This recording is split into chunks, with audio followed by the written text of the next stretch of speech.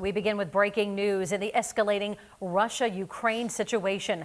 The Kremlin says Russian President Vladimir Putin is ordering forces to maintain peace in eastern Ukraine. This after he recognized separatist regions there as independent states.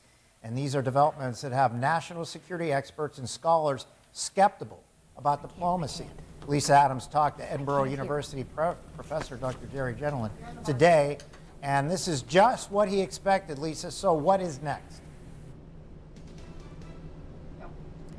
Oh, good evening. This is a situation that is really changing by the minute. Earlier today, when I talked to Dr. Gerry Gendlin, he predicted at noontime what you see on this map here would happen, that Russia would claim these areas in eastern Ukraine as independent, no longer part of Ukraine. And if that happened, he feared that would give the pretext for Russian troops to move in. Now we know that has been ordered.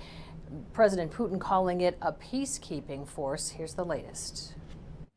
In front of a big map in his classroom, Dr. Gerry Gendlin told me he feared Vladimir Putin would recognize rebel regions in Ukraine's eastern industrial heartland as independent states. In a matter of hours, that's exactly what happened, effectively erasing borders and shattering a 2015 peace deal. The move may pave the way for the regions to invite Russia in to openly support them with troops and weapons, starting a hot war in eastern Ukraine. If we let Russia get away with violating the rules, it changes the nature of the system. And it means that other countries could do the same thing. And here I'm thinking about China and Taiwan. Gendlin fears the next step would be for Russia to set its sights on Ukraine's capital of Kiev, trying to replace President Zelensky's democratic government. Could that draw the U.S. in, and should Americans be worried?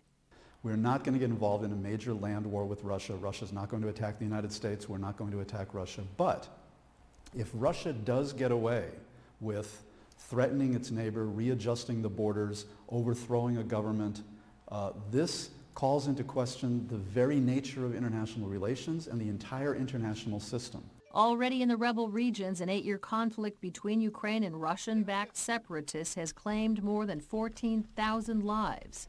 Still, Gendlin believes most Americans want our country to lead. Most Americans, I think, who follow this want to be leaders in the world and lead democracies and strengthen freedom and liberty.